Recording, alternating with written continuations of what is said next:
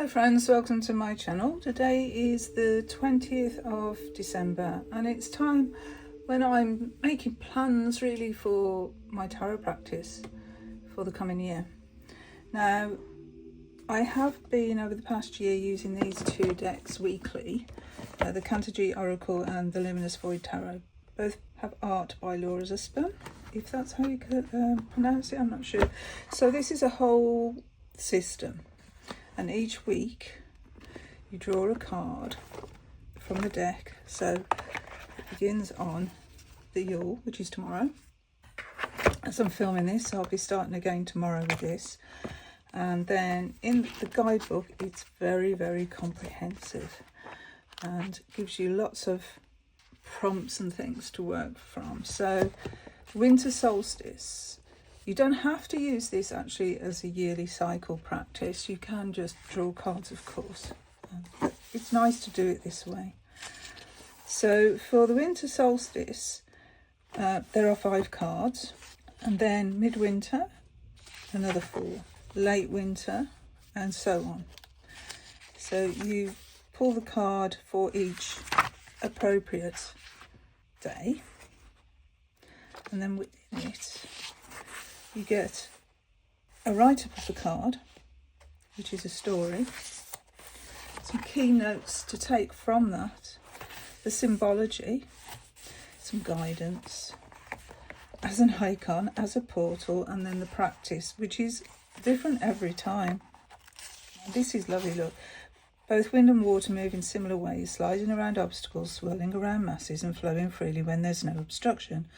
To connect with the energy of this card, and then it gives you suggestions. So drop a leaf or flower into a flowing stream and watch what the current does with it. And all different ones. And then we have these creative prompts, and sometimes, you know, they're art pieces. Using all your senses. In here is this one here.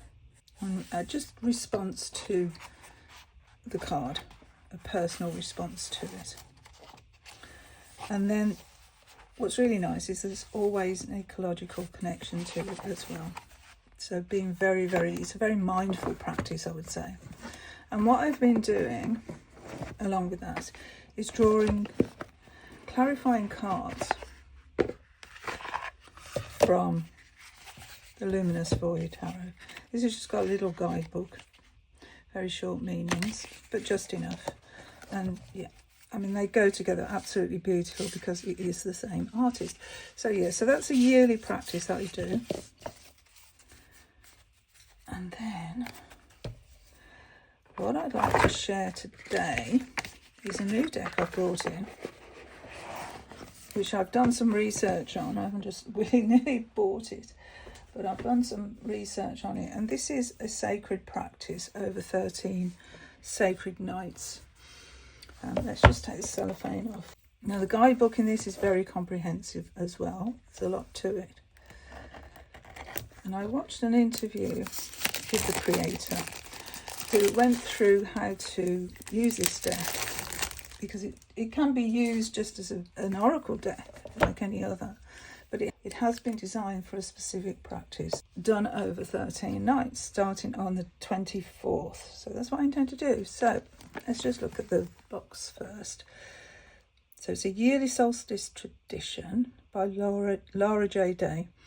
Now, I must admit, looking at some of the images online, it's not really my preferred art style. However, it has crystals in here, which I absolutely love. Anyway, it says it has 52 cards and a 272-page guidebook. Reclaim the true magic of the solstice season. And she says, bring the soul back into solstice and the holy back into holiday, which I thought was really nice. So it says, receive divine guidance and co-create a meaningful roadmap for the coming year with this magical winter solstice oracle. Inspired by ancient wisdom and the rhythms of nature, this 13-night practice invites you into the womb of winter, where radiant darkness and potent stillness create a sacred space for reflection and intention setting. Those are the two things that it really focuses on, reflecting and setting intentions for the coming year. Over the 13 nights, you'll nurture the rebirth of your own inner radiance, aligning with the cosmic cycles and the return of the light on the horizon. The richly illustrated cards and full-colour guidebook featuring animals, herbs and crystals are designed as helpful tools for tapping into your inner wisdom, awakening your creative potential and strengthening your connection with the divine. Let the 13 Sacred Nights Oracle inspire you to slow down and embrace the season of darkness as you set the stage for a year of growth, harmony and synchronicity. Step into a deeper, more nourishing holiday tradition and join the movement there is to return the soul to the solstice. I will link the interview down below so you can watch yourself if this is something you're interested in. We've got a 2-part box here, quite stiff. Ooh. Blue on the inside. There's the guidebook, which I will be using quite heavily, I think. So we have a colour rendition of each card and then some information and a ritual practice. Okay.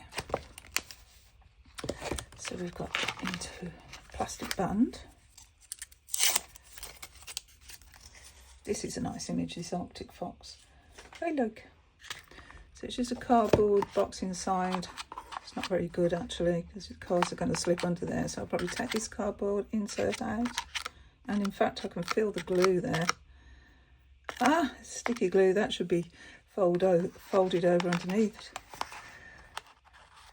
Like so, just stick it to the box. Yeah, production quality isn't great, I will say that. It's Oracle size cards, they are big, they are glossy and slippy. These are the backs. Let me just talk about what these cards are all about. So we've got 3 sections. We've got animals, herbs and crystals. Okay, so the way that you use these cards is very specific. So as we know, solstice begins on the 21st, which is tomorrow. And this is the time when for 3 days and 3 nights, the sun actually appears not to be moving at all. And solstice actually means sun standing still. And it's a time for pause and reflection. So reflecting on the year that's passed and setting intentions for the year ahead. We begin this practice, if this is something you'd like to do, on Christmas Eve on the 24th. And that's from when the sun sets on the 24th until the sun sets on the 25th. That is the first night of this practice. And this is where you draw 3 cards, 1 from each section. So we've got the animals, their section. So we've got the animals, then we have the herbs, and then the crystals. So as you can see, the animals, it's quite a big selection in that section. The herbs, not so much, that's the smallest pile. And then the crystals is the middle pile, if you like, in the number of cards contained. And yeah, this isn't an art style I actually enjoy, but it's a practice I do intend to do. So then we pull 1 card from each of these sections on the first night, from the 24th to the 25th, sundown to sundown, for those 24 hours. These are the ones that we journal with. So we're going to actually have a journal for this practice. It's a meditative practice, if you like. And I'm very, very lucky because a friend of mine just came back from Thailand and brought me a present. Here. Got my name on. And this was totally unexpected and absolutely beautiful. And it has my name. And she waited while he did all this. And it's got the elephant as well. I mean, the elephant. If you know my channel, you know how I feel about elephants and their connections. Okay, so this is hand stitched. This is a journal that I'm going to be actually using for this practice, and I'm so excited to start it.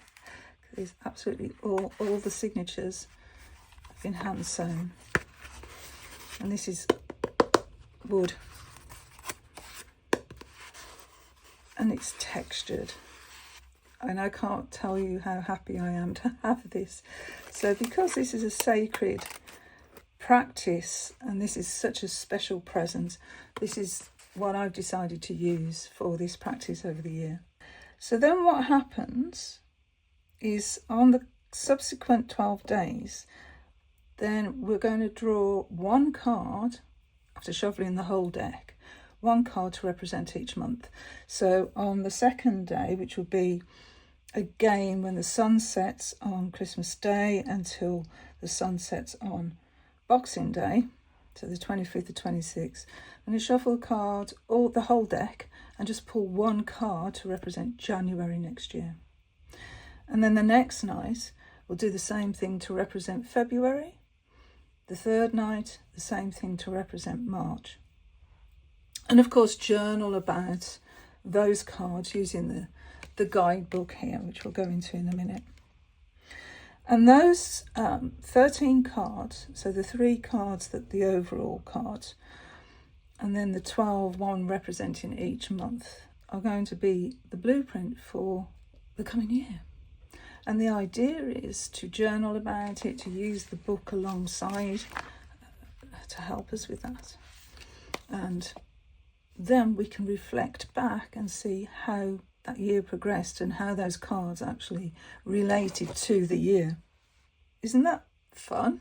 Laura also recommends that you record your dreams as well, because apparently during this practice, dreams can be quite enhanced. So you can see these cards, these 52 cards, as actually 52 meditations, as well as guidance for the coming year.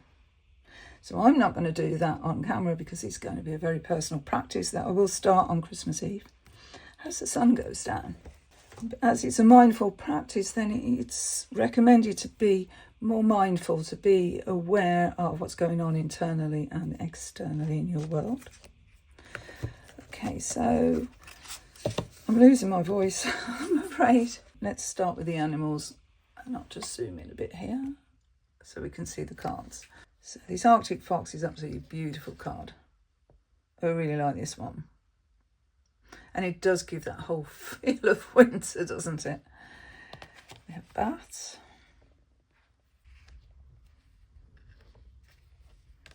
Bear. It's another animal that I identify with in the winter, because I do feel like hunkering down and hibernating. Look at this connection. Beaver. This is a very strange image to me. Very strange. But is what it is. Bumblebee.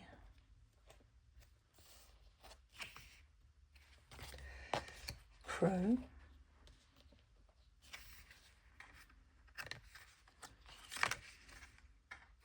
I do like all these iridescent colours here in the feathers. That's why I like starlings, because I love their iridescent, beautiful colours. They're great. And they're cheeky little chappies. Anyway, deer. Dolphin. Dragonfly.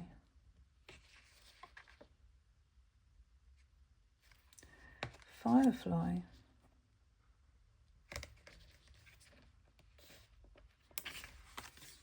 Frog. Grasshopper.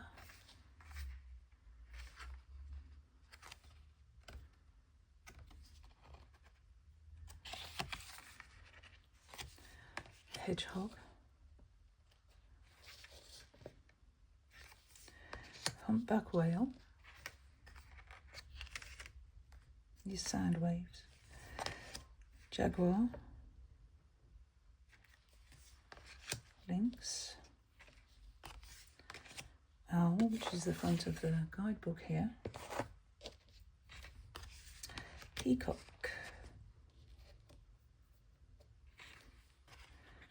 Rabbits. Someone's in their warren. Ram.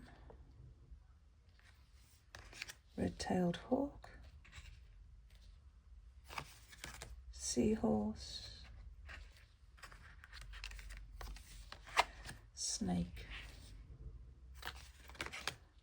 Spider. Tortoise.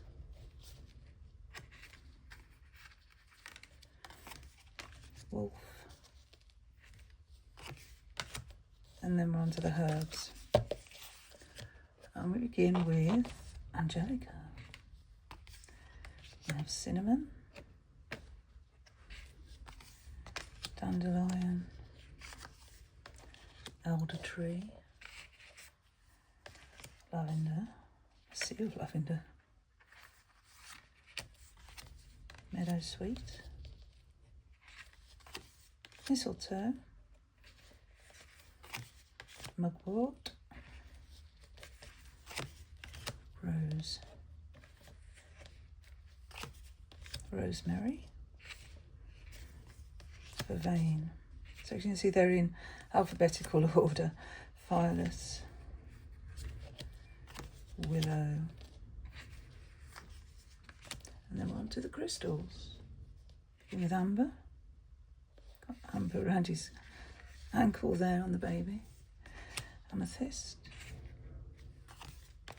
celestite, one of my favourite crystals.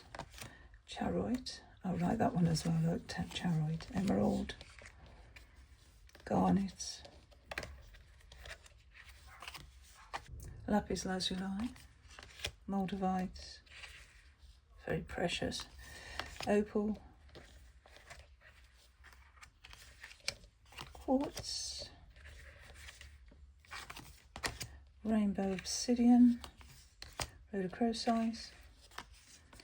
And apart from this one, star sapphire, I actually do have all of those as actual crystals.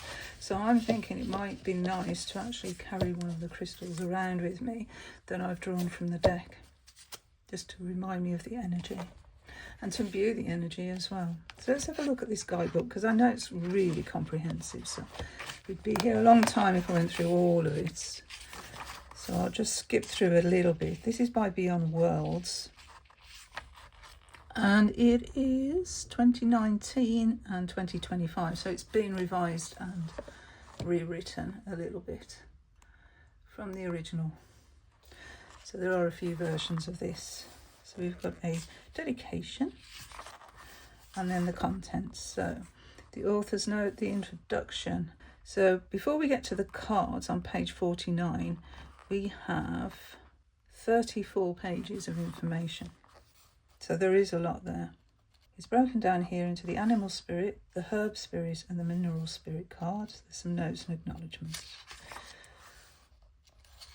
There's a quote here, an author's note. Yeah, background to the deck. And then into the introduction, pagan roots of the 13 sacred nights practice. So background to the practice. Rome, Native Americans, Christianity, Norse, Judaism, Hinduism, Persian, but for me it's Celtic all the way. Then we have a breakdown of the practice. So it's an invitation for all of these things, like honouring the rhythms of nature, turning inward, contact with the divine, the spirit world, diving into the womb of winter. It's got a lovely way with words. Here we are. Witness the rebirth of the light externally and internally.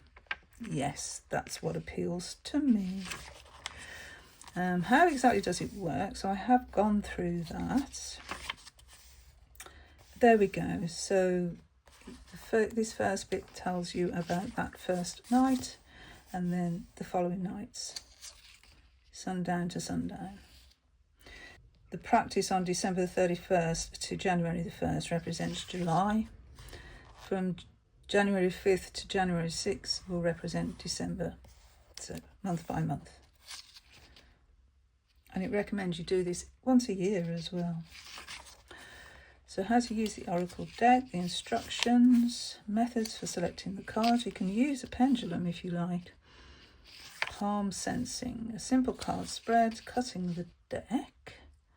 And then you can actually use additional card spreads throughout the year. And there's some card spreads here. Frequently asked questions and answers to those. That's one is interesting. Do I practice instead of Christmas, Hanukkah or Kwanzaa? What happens once the sacred nights are over? Is there a summer practice? Okay, so then we're into the cards. So we get keywords.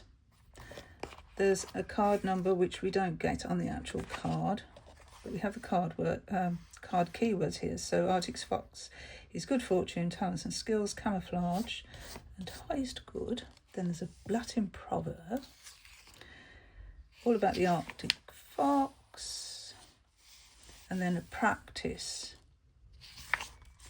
And on it goes. So there's a ritual practice for each card.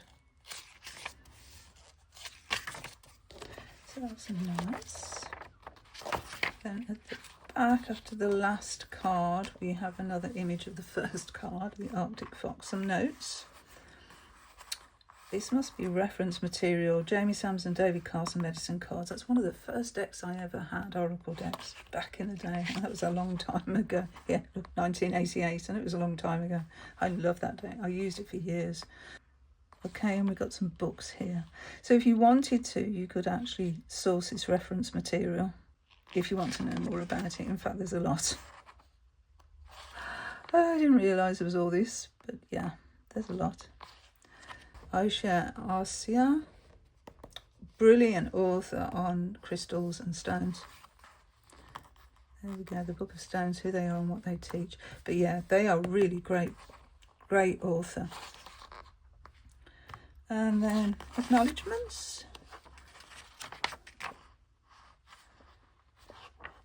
Gratitude, and then this is the author, Laura Day. Started this practice along with Qigong in 2008. So yeah, and they do say in the interview that they've been doing this for many, many years and decided to actually share it with everybody. So that's my intentions for the coming days, is to start this ritual practice, this Sacred Nights Oracle, and to begin again tomorrow doing my weekly practice with the Cantigee Oracle and pulling cards from the Luminous Void. So I thought I'd share. Maybe this is something that, you know, you might like to do too. Thank you so much for watching, and until my next video. Bye friends, bye.